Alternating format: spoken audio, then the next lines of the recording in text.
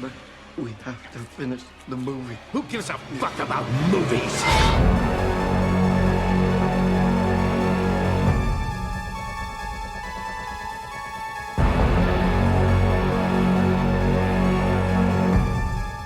Ok, alors là, probablement l'un des coups de gueule les plus perplexes que je vais faire de ma chaîne. Bonjour à toutes et à tous, ici TFT. Aujourd'hui, on parle du troisième installment, un troisième volet de la saga Souviens-toi l'été dernier, I Know What You Did Last Summer. Ici, on va parler de I'll Always Know What You Did Last Summer, sorti en 2006. Je sais que le film a eu des problèmes de réalisation, que le réalisateur s'est fait jarter quelques temps avant la sortie, etc., et qu'il a été remplacé en urgence, etc. Mais je viens de finir le film suite à un visionnage, du coup, une watch party que j'ai fait avec certains membres de ma communauté sur Discord, et tout le monde était unanime pour, je pense, dire que c'était un très très bon slasher, très divertissant, tout ça. Donc, suite à cette soirée-là, je me suis dit, tiens, et si je regardais, non pas le deuxième qui est encore très très bon, mais le troisième qui est souvent décrié comme étant le pire de la saga.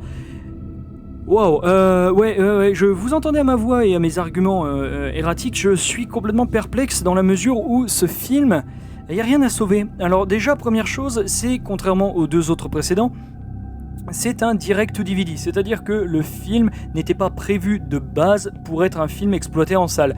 Malgré tout, ça ne veut pas dire, selon moi, que malgré ça, et malgré qu'il y ait eu des problèmes de réalisateur, qu'il doit être négligé. Par contre, le film, je ne peux pas vous le décrire autrement que ce film est un YouTube poop. C'est pas compliqué, il est un YouTube poop. Les interactions, les personnages, les choix, le scénario, les faux raccords, putain, mais il y a un personnage à un moment qui toque à une porte qui est ouverte. La porte est entrouverte, champ contre champ, le personnage tape à la porte. La porte est ouverte. Pourquoi tu rentres pas ou tu passes pas la tête en mode bonsoir, excusez-moi shérif, j'ai besoin d'aide, etc. Plein de trucs comme ça. Et également, c'est systématique, comme je le disais, de ce que je déteste dans le slasher du début des années 2000, donc déjà qui est en plus d'être un slasher au début des années 2000 est une suite d'une saga à succès.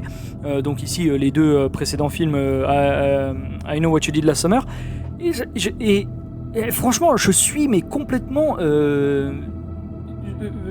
Je sais même pas comment décrire ce film. Comme je le dis, il a eu des problèmes, il a eu des machins, il a eu des nananana, il a eu des problèmes, des réalisations, des machins, des trucs, mais il y a eu des reshoots, mais il y a eu plusieurs montages, et il y a aucun moment quelqu'un qui a dit mais ça ne va pas. Il y a aucun code primaire de cinéma. En gros, imaginez TFT, il a le droit de la licence I Know What You Did Last Summer. Il fait ce troisième film, il pose sa caméra, il n'y a aucun étalonnage, il n'y a aucune lumière, il n'y a aucun... Et j'allume ma caméra et je fais action. Ils font leur scène, ouais, coupé, ouais. Voilà, c'est tout. Non. Non, ne faites pas, ne faites pas ça, non. Bah, oui, si un jour vous êtes réalisateur, réalisatrice, ne faites pas ça, en fait. C'est pas la chose à faire. En gros... Comme je le dis, ce film, il n'y a rien à sauver. Et bon, spoil, pas spoil, il faut que j'y vienne. Un zombie. Un zombie magique en plus, hein, qui se téléporte. Et c'est expliqué. Comme quoi, alors c'est bel et bien Ben Willis, le tueur des deux premiers films, mais qui est revenu, on ne sait pas comment, en tant que zombie qui peut se téléporter à cause d'une pseudo-malédiction parce que les gens croient toujours en lui. Vous vous êtes trompé de saga, les gars. C'est ni Jason Voorhees, ni Freddy Krueger. Vous vous êtes gouré de saga. Alors, encore une fois, d'accord, les réalisateurs se sont barrés, etc. Il y en a un qui a été amené genre en urgence, tout ça. Mais waouh, sérieusement, là, même moi qui défends des films souvent, je peux pas le défendre. Tout simplement. Là, c'est insultant et même c'est étouffant. Et quand je dis c'est étouffant, c'est déjà le scénario et la direction des personnages, c'est une catastrophe. Mais aussi un truc, les réalisateurs qui sont succédés, le montage, le machin, ils ne savent pas ce que c'est une focale, ils ne savent pas ce que c'est un angle, un angle de caméra. Là, ils filment tout avec la caméra en mode en mode usine, c'est-à-dire qu'ils ont fait aucun réglage, rien du tout, et comme je le dis, c'est TFT qui pose sa caméra, qui fait « Oh, allez, action !» Oh, c'est bon, allez, coupez, ouais, les bonnes, on la garde, ouais, voilà. C'est ce type de truc. Il n'y a aucun effort de... Voilà, et à un moment, je mettais sur pause, plusieurs fois dans le film, et je me suis dit, mais si vous aviez fait une focale plus large, enfin, plus grande, vous auriez eu un angle plus grand, changer dans le sens, changer de focale pour adapter certains de vos plans, en plan à grande frame, à grand cadre. Ça aurait été 100 fois plus digeste. Vous avez tourné avec quoi ? Une caméra personnelle que vous achetez 150 € à la Fnac du coin. Cette vidéo n'est pas sponsorisée. Donc, sans déconner, c'est une vraie question. Je sais pas comment ils ont tourné le film. Et comme il y a plusieurs réalisateurs qui se sont succédés, il y en a pas un qui a dit « Bordel, on étouffe dans ce cadre !» Waouh ! Franchement... Ouais, 5 sur 20. Vous avez même oublié de mettre du slasher dans votre slasher. Il y a quoi ? Il y a 3-4 meurtres dans le truc, et c'est tellement censuré, c'est tellement machin, qu'on voit quasiment rien. Juste le premier meurtre avec le mec là qui se fait arracher la trachée à coup de crochet, c'est le seul meurtre qui est un tant soit peu intéressant. Les autres trucs, c'est erratique. Les montages, c'est... comme ça, c'est plan. Putain, on se croirait dans une sitcom indienne, quoi. Ça fait de plan à plan, comme ça, en moins de 2 secondes. Mais vous êtes complètement fous. Plusieurs fois, j'ai fermé les yeux. Le passage de la cuisine, notamment, où le zombie Ben Willis, j'imagine, attaque, du coup, le sale petit con, là, le Lex de l'héroïne, dont j'ai même pas retenu le nom, parce qu'accessoirement, je m'en branle. Pourquoi soudainement les néons se mettent à bugger ? Alors oui, parce que le zombie, la malédiction, mon cul, cool. Mais... purée, on aurait cru l'une des scènes finales de Halloween 6. Et vous savez très bien de quelle scène je parle, c'est la scène dans l'hôpital où les flashs vous font fermer les yeux dès que vous voyez le film, parce que vous faites une syncope. Même moi qui ne suis pas photosensible, je me sentais pas bien quand j'avais vu Halloween 6, parce que ça faisait des flashs dans tous les sens. La fameuse scène de l'hôpital contre Michael Myers quand il se bat contre Paul Rudd, du coup, enfin l'acteur Paul Rudd qui joue, je sais plus, Tommy, je sais plus comment, de cette temporalité là, du coup, qui n'est pas celui qu'on connaît de la temporalité originale. Donc si je me rappelle bien. Enfin bref, ce que je veux dire, c'est qu'il y a des flashs à l'écran pendant la scène de la cuisine, mais quel abruti de monteur a dit « Ok, on valide ». Quel abruti de réalisateur a dit « Ok, je valide ». C'est des codes de ciné.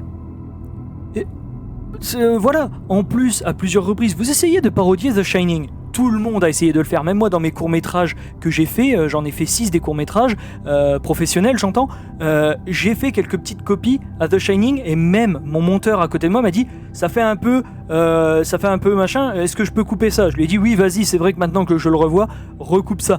Et donc voilà, mais là c'est par exemple le fameux carton, l'écran noir avec juste July 1st, July 2nd, July 3rd, pardon. 1er juillet, 2e juillet, 3e juillet. Tout ça pour te dire, quoi ? On passe un jour ? Fais un fondu au noir, mec. Fais un fondu au noir, attends 5 secondes et passe à autre chose. Pour dire, voilà, et fais en sorte que ton premier plan du prochain plan, ça soit un de tes héros-héroïnes qui se réveille dans un lit déguisé, habillé en pyjama. Non. Le carton, c'est bien quand c'est bien utilisé. J'en prends un témoin, Tarantino, Kubrick et autres. Mais là... Non, alors non, je compare pas cette bouse à du Tarantino ou du Kubrick, je parle de pratique de cinéma. Là, c'est vraiment... Y a rien à sauver, nom de Dieu. Y a rien à sauver. Donc, voilà, encore une fois, je lui donne non pas le bénéfice du doute, parce que sans déconner, même moi je ferai un meilleur taf, et oui, bordel de merde, je le dis, je ferai un meilleur taf si vous m'aviez donné toute l'équipe et tout le pognon qu'a eu le film, donc j'ai pas trouvé de budget, donc je vais me taire parce que ça se trouve ils ont fait ça avec 3 peanuts et 2 cacahuètes et 3 bouts de scotch de bout de ficelle, donc je vais fermer ma gueule. Encore une fois, suspension consenti d'incrédulité, ça marche aussi dans le vrai monde. Et ouais, expliquez-moi ce film, comment a-t-il été tourné, dans quelles conditions, j'aimerais connaître, je suis très sérieux, et à ce compte là peut-être que je réviserai mon jugement, mais pour le moment ouais, c'est 5-6 sur 20. T'es pas comme The Crow de 2022 avec Bill Skarsgård, parce que Bill Skarsgård sauvait le film, entre guillemets, mais c'était une insulte à tout ce qui a été fait depuis le début. Là, ça essaye de rattraper, mais ça finit dans le fossé comme pas possible. C'est vraiment une catastrophe pas possible. Donc encore une fois, sur mon Letterboxd, tiens, faudra que je vous en parle de ça. Sur mon Letterboxd, je vais te mettre un 0,5 d'étoiles, parce que bah tu vaux rien quoi comme film. C'est dommage, ça aurait pu être bien, mais encore une fois, dès le 3e épisode, tu sais que ton public va commencer à en avoir marre de I Know What You Did Last Summer, fin de la saga. Évite de te prendre les pieds dans le tapis qui est le paranormal. Ça n'a aucun putain de sens. En plus, oui, le zombie qui saigne noir, niquez-vous, tout simplement, niquez-vous. Qui se prend un coup de crochet, il se fait empaler son crochet dans le crâne, ça lui fait rien. Au secours, juste au secours. Voilà, 5, 6 sur 20, grand maximum. Malgré tout, je vais terminer sur une note positive. Si vous êtes futur réalisateur, future réalisatrice, ou que, comme moi, vous avez déjà signé des courts-métrages professionnels, regardez ce film. Seulement pour celles et ceux qui veulent devenir cinéastes ou qui ont déjà fait des films ou des courts-métrages ou des pubs. Regardez ce film. Oui, car au même titre qu'un autre film que je ne nommerai pas ici, qui commence par House et qui comporte Of The et qui termine par Dead, si vous devenez réalisateur, réalisatrice un jour, ce film, I'll Always Know What You Did Last Summer, est un parfait exemple de tout ce qu'il ne faut pas faire si vous voulez devenir réalisateur, réalisatrice. C'était TFT, et sur ces sages paroles et sur cette note totalement méritée, aussi fine et aussi douce qu'un coup de fusil à pompe à bout portant dans les deux genoux, 5 sur 20, 5-6, allez, ouais, on va mettre 5 sur 20. Passez une bonne fin de journée, portez-vous bien. Et vivement un bon film sur cette chaîne, hein. Vivement.